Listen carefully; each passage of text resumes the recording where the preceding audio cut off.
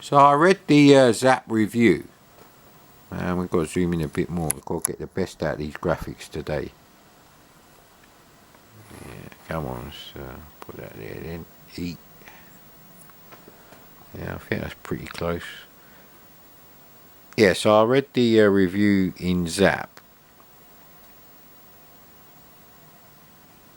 Yeah, that's as good as we're going to get today. I cannot line up the camera and have the TV here. It's just not going to happen. And I had to do that because amazingly, in the last 6 months, there has only been one copy of Risk on sale. I think it's only on the C64. And they didn't take a picture of the instructions like some people do. So I managed to find the instructions for some obscure game, but not Risk, which was a Zap Sizzler.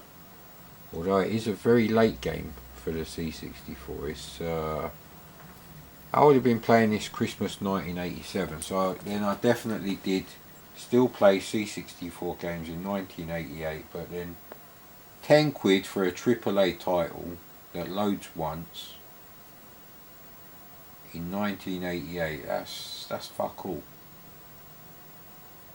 There was nothing similar to Risk remotely as good on the Amiga or the Mega Drive, so you know, even if there was, it cost more.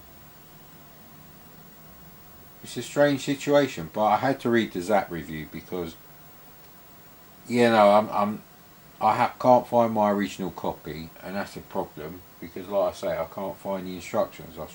I went on Bombjack, he didn't have the instructions.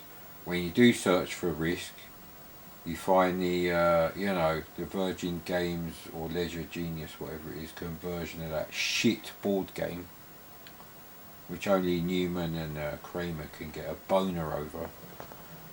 You wouldn't catch Seinfeld playing that shit, mate. Alright, all cursor keys. Good. Right, okay. Skip loading screen. No, I'll leave that. Right, damage is basically your... Right, the whole point with this game is...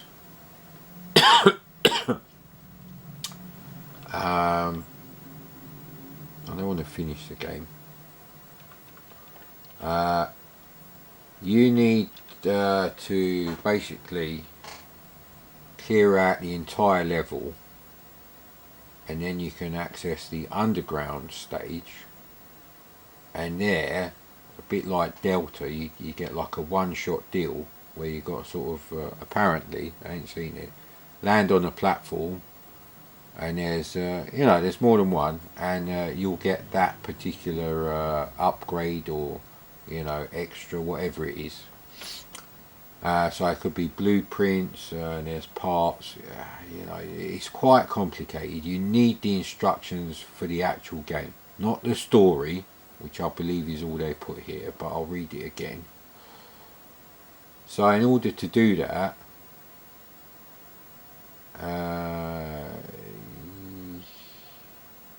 you need the fucking anti-grav. And in order to get the anti-grav, which I don't want anyway,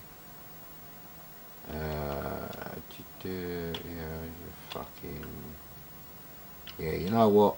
I need all the options on. I'm just not going to finish the game, so you know, that's the problem. If I had the instructions, I wouldn't be doing this. Fuck knows where my original copy is. This is an enormous house. There's probably, trying to think, it'd be like an entire medium-sized storage unit, let's put it that way, full of shit from floor to ceiling.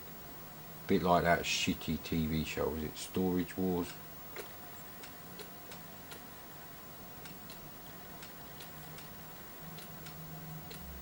So these people didn't have the actual full instructions from the cassette.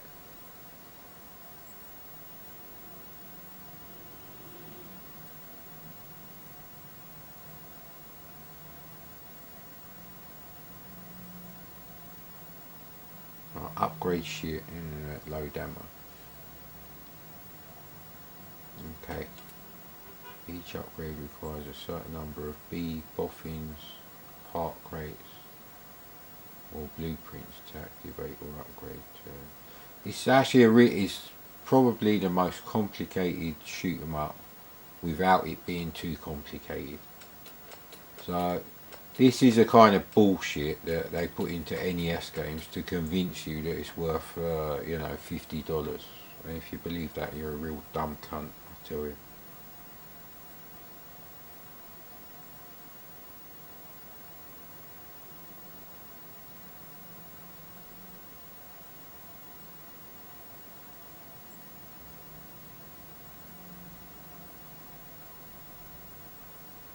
Oh, Pugsy done the crap, no wonder it works. What I basically need is a chance to get rid of the anti-gravity. And I was hoping that was an option on the thing, on the trainers there.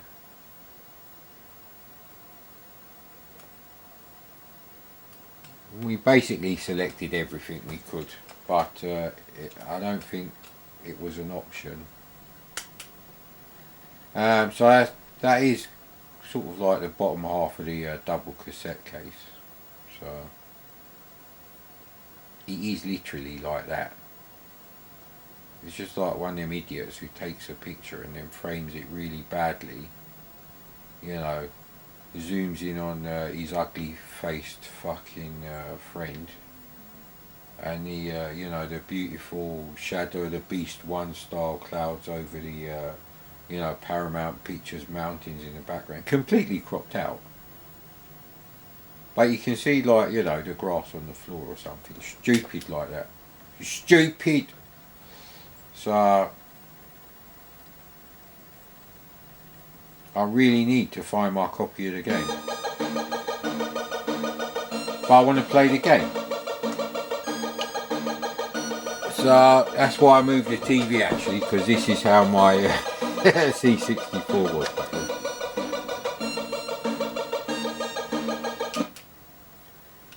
So now that we got all the things turned on, can't like this.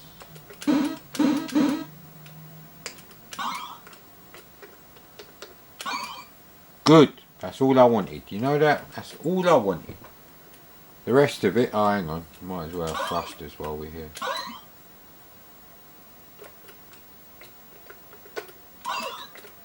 See, that's the interesting thing. I don't know if it was Julian Rignall that said it in the you know, the text box where they have their personal opinions.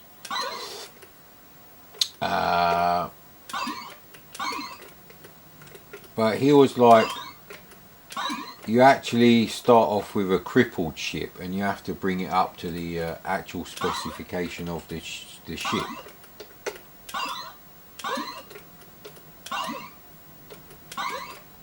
I don't know what any of these things do. I just know that the ship they give you handles like a piece of shit, mate. Actually, we didn't have to do the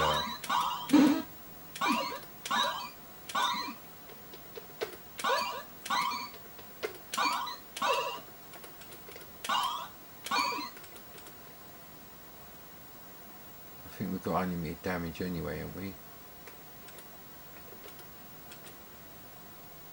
Our radar is always on. Yeah, that's another thing, like an idiot. I didn't notice you've got Defender style radar at the top. So it's kind of like Defender, Choplifter, bonus level of Nebulous, and a bit of all sorts of things thrown in. But they're well thought out, that's the point. And we could actually, armour. Yeah, we could have that. So I think we're at maximum for almost everything. Might as well just do everything. I spent ages doing this.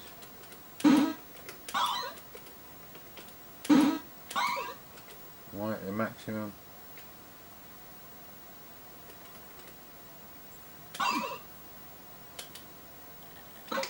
Now, mate, you're not getting away with that just because you write a shit fucking menu system.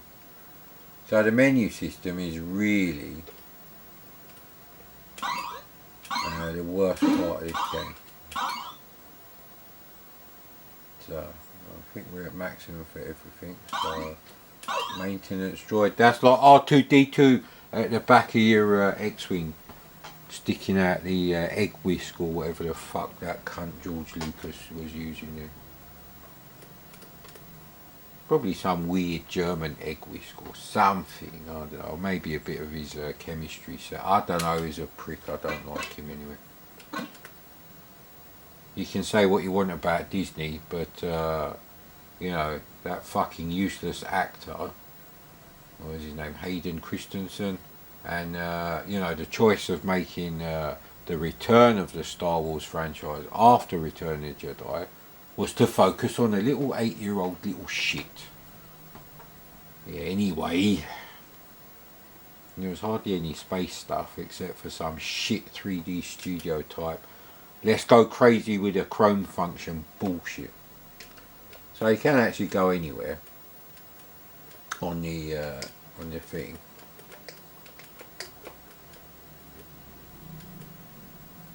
Wow, there's 6 boffins. So you get different scenery, obviously, but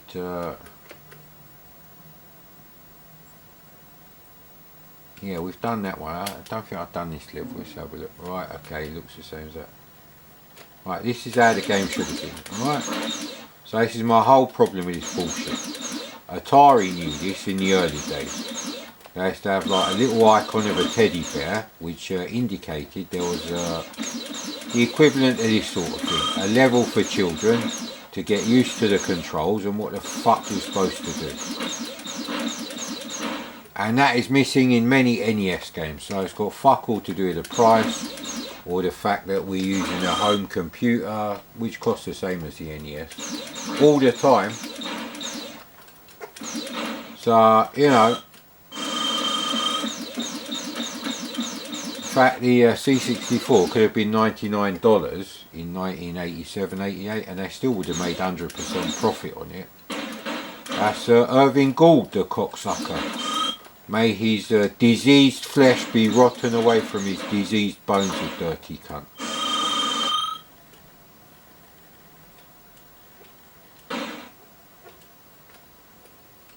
Yeah, I think the boffins, I think we set the boffins to indestructible anyway. But I don't know if I've shot any of them, and I'm not sure. Okay, so there's 1 alien left. So this is important. If you don't get all the aliens, you won't get to go in the tunnel. So like I said, this is not a review, walkthrough, playthrough or anything like that. Just me playing the game badly. No, it's not that actually. It's me trying to work out how to play this fucking game because I bought the original. I was not a filthy pirate. I bought the original. And I can't... Isn't that where you fucking go down into the tunnel? It is, see? See what I mean? How are you supposed to fucking land? See, this is my problem, isn't it? How'd you fucking land on the bastard? See? That's really annoying, that is. So that's filled in now, and it won't let you go there once you fill it in. So it's sort of like, I wouldn't say that's roguelike. Rogue One was the only Star Wars film worth watching after 1984 or whatever it was when Return of the Jedi came out. I think you can enter the tunnel any time, so really that's what I need to practice. So that's how you land on the fucker, you see what I mean? There's no blueprint. Take one! Don't be greedy. So we understand the game now. So what I shouldn't have done was put the anti-grav on. I don't really want to try other screens now because, you know. So they are 4 colours from here to here, which I don't like. But if they're gonna have the cheek to charge you 50 quid for this game, you know what I mean? I thought we could go down at any time. 0 boffins. Oh right.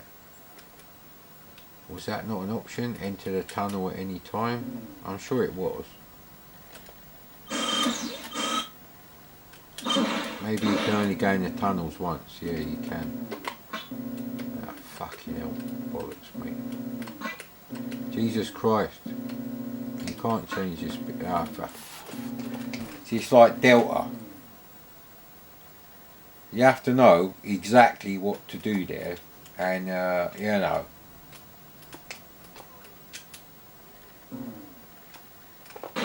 So it's just loads of practicing now, because I'm not actually sure. So we've been in that fucking tunnel area. It must have been in that one too.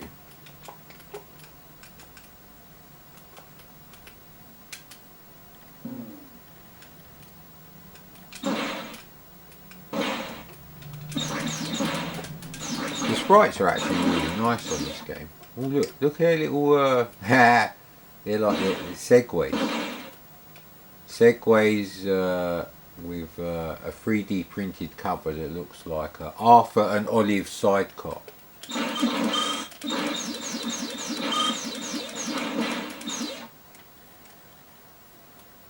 Yeah, notice how you get white guys and black guys in this game. The C64 shades of pink and brown are being put to very good use.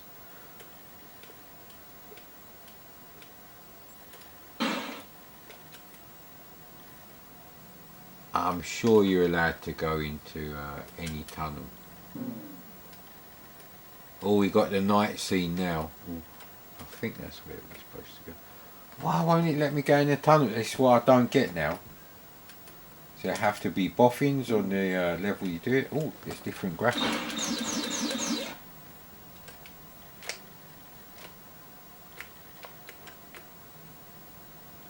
Here we go.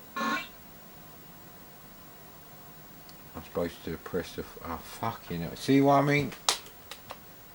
So, this game is actually pretty much totally ruined for me now. As far as getting any memories back of it. Because I've played it twice now. I wouldn't have played it like this. Would have played it with a Competition Pro, which is not as good as a Zipstick. Zipstick is the best joystick you can get, because it's the only one that feels like you're playing Nemesis in the arcade. In the arcade!